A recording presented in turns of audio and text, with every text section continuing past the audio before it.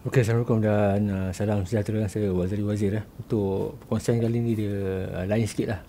Masih berkisar dengan fotografi juga, tapi bukan pasal tips ke, teknik ke, cara gunakan kamera yang betul ke apa. Tapi tentang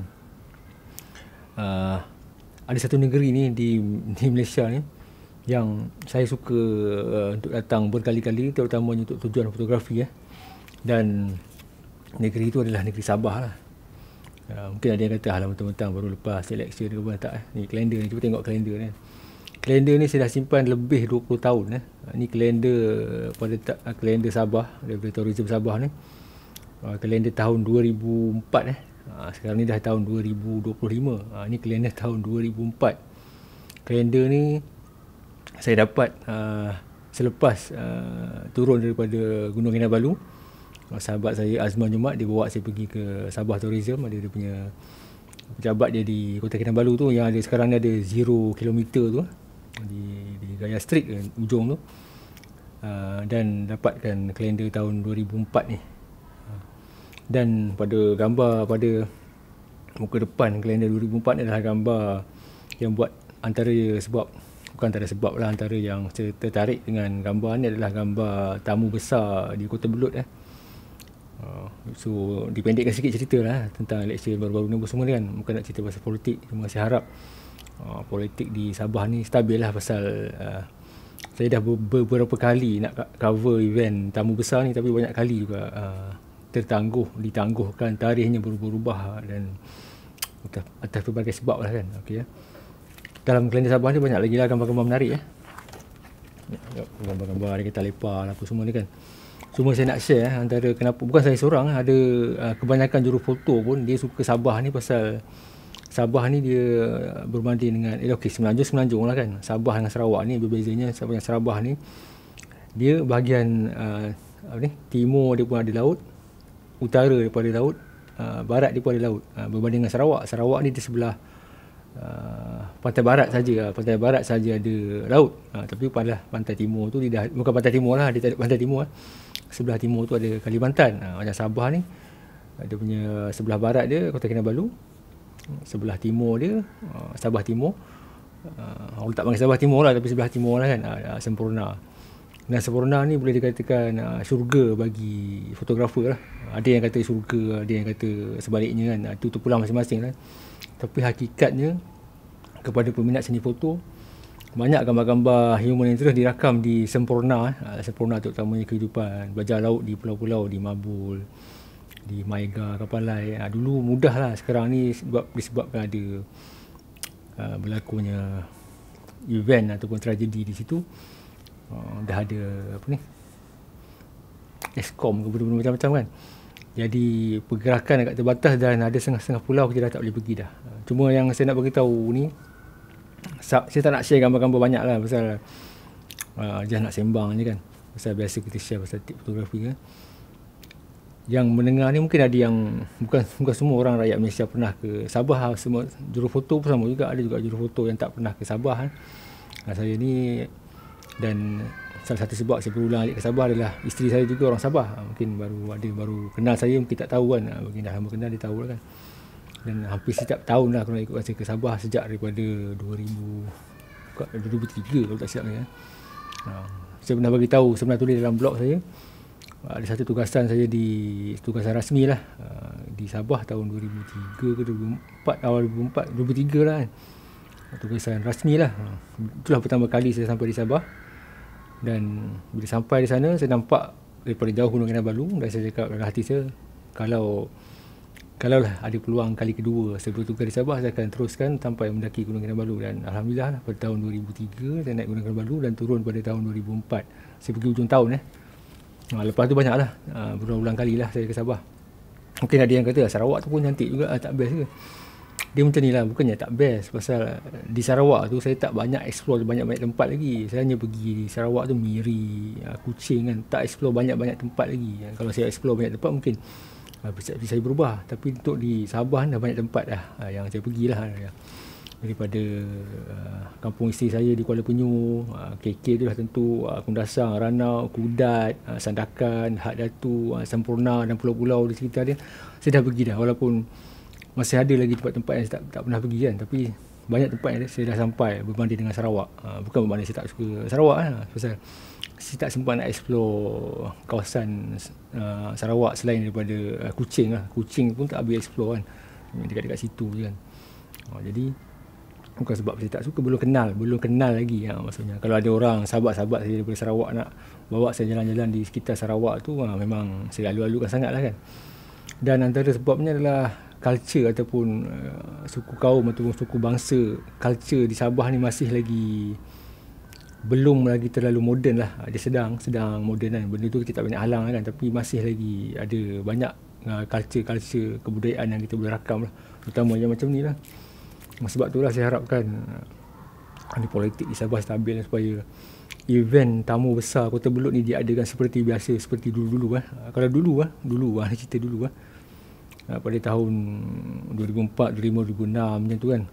Kebiasaannya tamu besar ni setiap kali bulan 10 diadakan tamu besar. Jadi kita senang nak rancang. Kita tahu dah bulan 10 ada tamu besar. Tamu ni macam pasar lah. Kalau nak ikutkan tamu setiap minggu ada. Cuma tamu besar ni di Kota Belud ni dia lain sikit. Dia ada tu lah. Ada persembahan kuda bajau, ada yang menariknya persembahan kuda bajau lah, pasal dia uniknya bukan sahaja di Sabah, di Malaysia ataupun di ASEAN lah. Dia digelar sebagai Cowboy of the East. Uniknya kuda bajau ni dia akan pakaikan kuda dia dengan pakaian bercorak tradisional lah, corak tradisional bajau lah. Jadi dia menarik tau. Saya ingat lagi masa saya pergi tu, saya pakai filem lagi. Ada ramai Mak Saleh yang datang situ pakai kamera sebelat, kamera besar medium format ni. Biasanya orang guna medium format ni nak ambil gambar pemandangan semua. Ni nak ambil medium format ni nak ambil pergerakan kuda yang berlari tau, laju kan. Dia ada pertunjukan lomba kerbau bawa beras, dan ada ada pertandingan macam Ratu Cantik lah, Ratu Sarempak. Memang culture dia sangat menarik lah.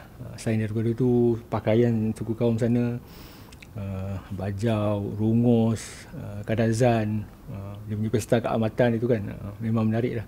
Dan pesta keamatan tu walaupun saya dah lama berulang alik di Sabah, baru pertama kali saya sempat pergi ke sana, iaitu tahun ni lah. Dan memang sangat-sangat menarik lah. Menarik tu maksudnya dari segi fotografi, kita boleh kembangkan kita punya scope coverage dia tu. Mungkin ada dia macam ni lah.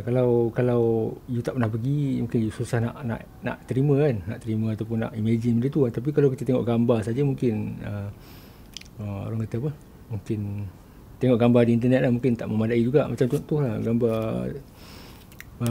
pesta tamu besar di Kota Belud ni, terutamanya perarakan ataupun persembahan kuda bajau ni kan. Kalau kita nak cari di internet agak susah nak jumpa, pasal waktu tu tak banyak orang kongsi, dan kebelakangan ni saiz pesta ni makin lama makin kecil. Dia tak semeriah dulu. Dulu mungkin bajet dia besar apa semua kan. Dan banyak lagi lah pesta-pesta di Sabah ni, seperti tadi luas kan.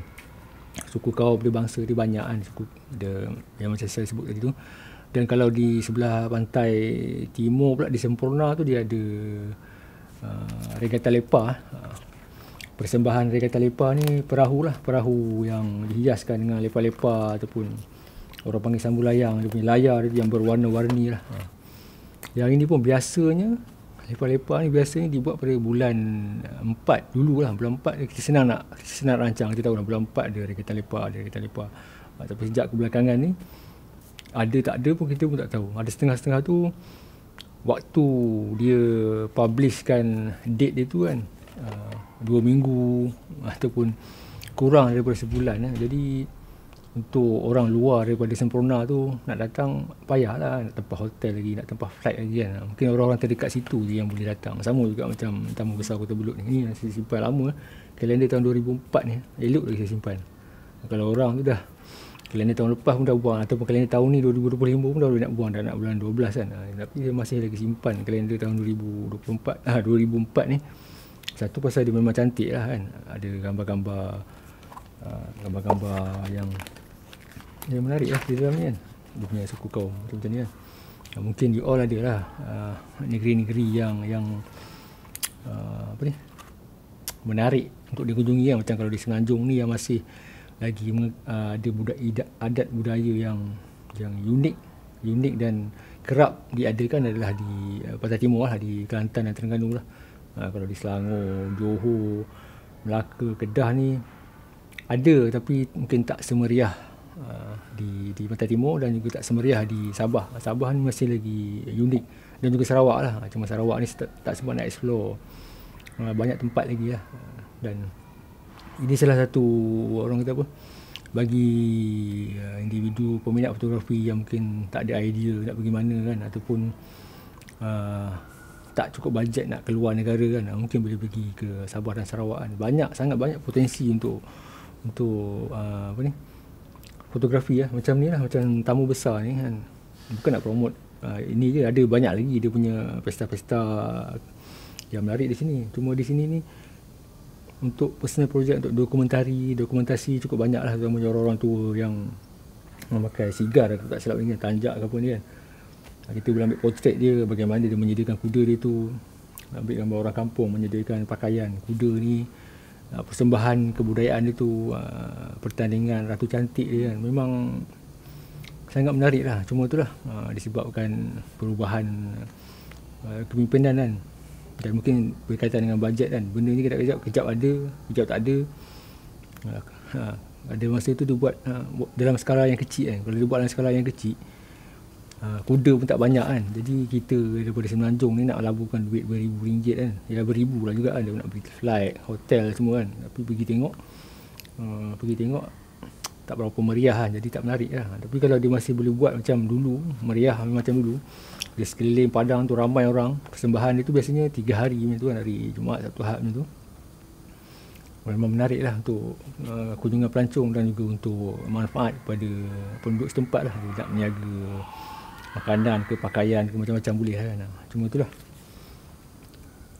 saya masih lagi mengharapkan lah agar tahun depan kan, tahun 2026 ni, ataupun masuk bulan 12 je kan, masuk bulan 12 je nanti dah ada dah macam dulu lah, kalender tourism Sabah. Kalender tourism Sabah ni maksudnya dah ada dah, okay, bulan ni apa kan.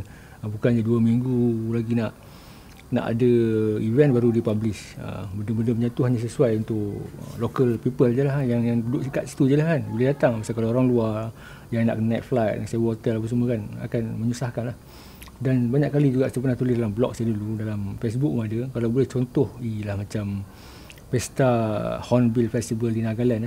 Dia setiap tahun tarikh dia senang je, 1 sampai 10 Disember. Tak kira lah hari 1 hari bulan ni jatuh hari Isnin ke, hari Rabu ke, hari Sabtu ke, hari Ahad ke, dia akan bermula pada 1 dan hingga 10 Disember. Jadi pelancong-pelancong luar nak datang Nagaland tu senang nak plan. Dia tahu dah, okay, 1 sampai 10 Disember ni ada Hornbill Festival. Dia tak kisah macam saya beritahu tadi, jatuh pada hari Sabtu ke, Ahad ke, Isnin ke, dia akan buat start di situ. Jadi orang nak rancang senang. Orang nak ambil 1 sampai 5 ke, 5 sampai 10 ke, dia mudah. Kalender dia dah keluar awal dah. Jadi kita harapkan dia akan jadi macam tu lah, memudahkan pergerakan lah. Okay, bye-bye.